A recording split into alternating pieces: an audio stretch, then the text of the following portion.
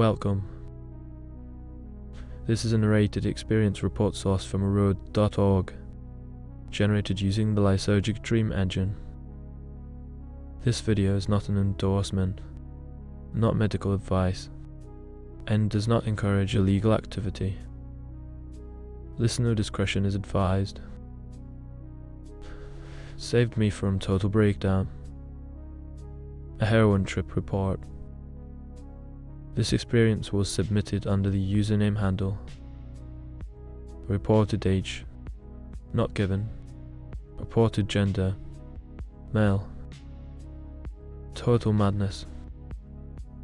I agreed to go on a week-long interstate car trip in the middle of winter with my father while sponsoring a $2-300 a day injecting heroin addiction.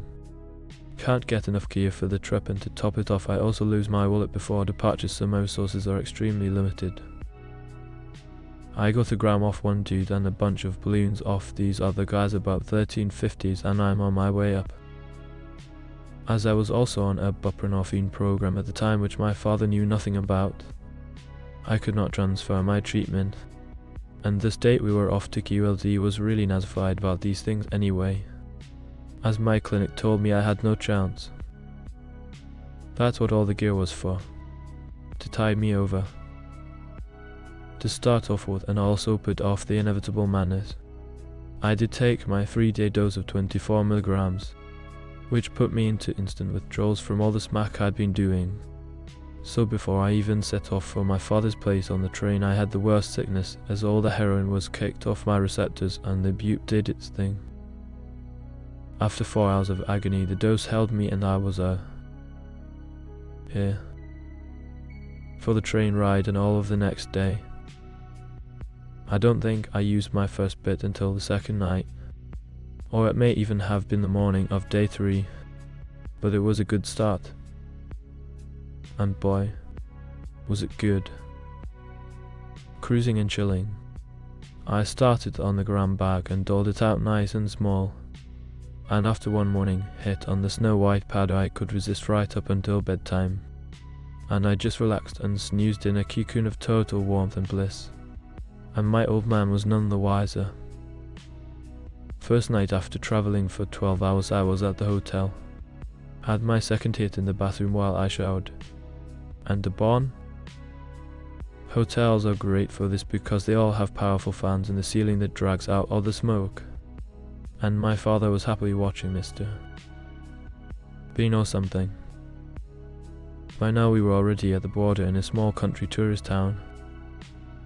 Anyway, I took a hit for the next morning, again limiting myself to make it last, and we got to our destination deep into Queensland, and this situation continued happily and uneventfully for another few days. The little motel was like a small beachside cluster of strange little circular wooden huts, but with all the normal facilities of a hotel. I loved the high bunk bed, which allowed me to shoot up quietly while my father watched a bit of TV and even chat to me while he was in the same room. But it could not continue. The gram ran out, and I was so used to taking two $50 balloons at once while on the streets of Sydney I just could not relinquish the habit. I was great gear though, but I was taking so much it only lasted another couple of days and then it all ran out. The final chapter of feeling good approach. And that was washing out all my specially preserved chunky spoons. They are strangely shaped little plastic wells distributed for the purpose of drug injecting that I had saved up for weeks in a little zip-up baggie. They had had nothing but sterile water and heroin before, and now only dried heroin residue was left, caked on the plastic in little filters. I had about 50 of them. It was a delicate operation, swirling it all up to dissolve it, then withdrawing and moving it onto the next spoon, and repeating, while being careful not to lose a drop, and occasionally adding a drop more saline water as it moved along. I also rinsed a couple of caked up baggers and the gram bag. The final result was clean, but bigger than like, and I had barely enough room to draw before plunging. But what a fucking rescue. It was so good. More than I had hoped for. It felt like a $100 plus hit. and I was fine for the final night. Anyway, I had my one and only train spotting type experience, made all the worse because I was stranded and couldn't tell my father or bring myself to tell the full story. It really doesn't bear reciting, but you can guess it. 3 days that felt like an eternity. Vomiting, sweats, too tired to do anything, too agonized to sleep, cramps, shaking, waking in fright to sudden seizures. I had to pull out of family visits, which was a real shame, and told my father it was just a really bad flu/stomach bug/whatever. So this bizarre little yacht-like hut became my solitary abode for the final hellish portion of my holiday. What can I say? I knew it was coming and did not plan properly, was not honest to people. There was a lesson in karma.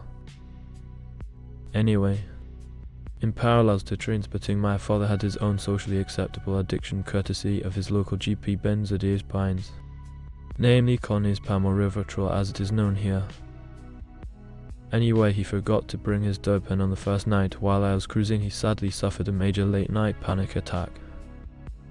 And I felt really sorry for him and was hinting in a roundabout way that maybe some of my pot might help.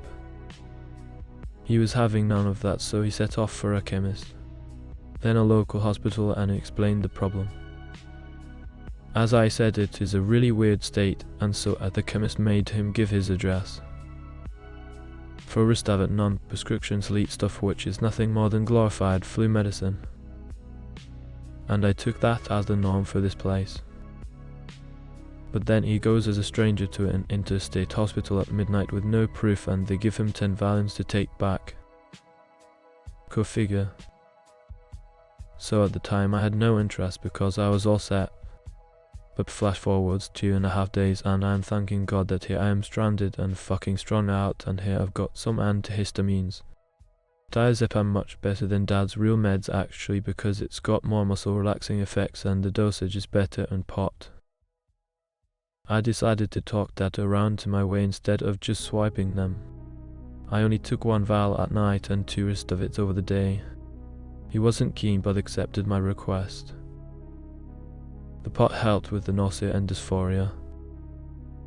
Finally, it's time to go home via my sister's place, who lives up there and is very anti-drug and suspicious of me in that area. I decide to buckle down and just sink into a deep rut, feeling sick and tired and not having the energy or confidence to chase up a score or among strange places and people even though I had the money. But this cough had been coming on with my withdrawals, and so amazingly, like manna from heaven, this chemist pops up on the highway and I get the idea to make Dad stop so I can get some syrup. What a world syrup. In the past I got methadone, more methadone, whatever that is, it worked.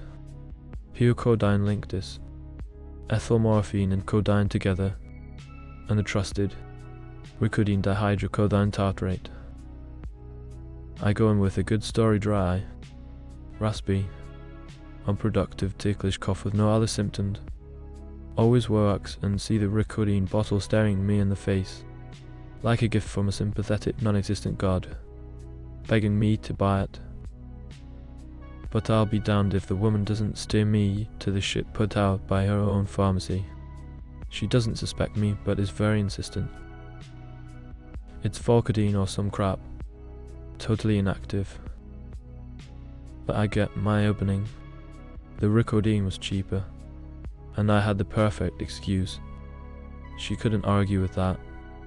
I said I needed to say it might do a bit of a laugh when I still had 3 crisp green hundreds in my pocket. And she relented. So then the final step is I have to sign a book I don't get these people, and just as I do in walks my father. Signing the book. Sounds like strong stuff. I hope you're going to swig the whole bottle to get higher. And I'm thinking, please, no, this can't be happening. Please keep quiet just this once. I nervously laugh it off and the woman doesn't trig. I'm out of there before it gets any more fucked up and we're driving again. Because the subject came up, I go easy on the dosage, and don't exceed the max number of daily doses for another 2 days. I make it past my sister's harangue, and we're on the road.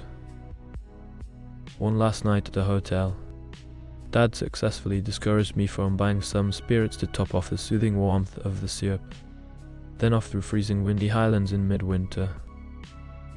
I feel I'm on the home stretch, and just follow the label for my syrup dosing, and keep strictly parsimonious. Although covered entirely in jackets and blankets, my fingers and toes succumb to the cold of the car and I lose all feeling in my extremities. But by the end of the night, I turned back in my nice warm bed at my father's, and the final night was a breeze. Dad thought it odd that I could be so keen to catch the train home since I had apparently been so ill. But one more day after arriving, I set off for my home in the city. The 200ml bottle had held up for me admirably, and I had nearly a third of a bottle left. I just couldn't help myself. Down the hatch it went, and for 2 hours on the train I actually felt great. Can you believe that? A junkie hanging out to scorebook cough syrup, as Homer said. Innocent. Children's cough syrup had me buzzing and dozing like a first-timer. Nevertheless, as soon as I got back to my apartment I was off to the mailroom, straight into my letterbox for the replacement bank card from my Waterloo incident. It was a Sunday. See, so I really needed my card, thank God I ordered it a week ago. And like a bullet I was off to my dealer and everything was back to normal again. Ah, sweet junk. My flatmate wasn't too happy with me, but I felt great. But the moral is, dihydrocodone saved me. Never forget it, I will when in need. Bill Burroughs said trust the Nazis to invent something twice as strong as codeine, almost as good as heroin and with a wild coke-like edge to boot. I think he was right. Hooray for dihydrocodone. I couldn't have done it without you. I hope you found this experience report informative and enjoyable.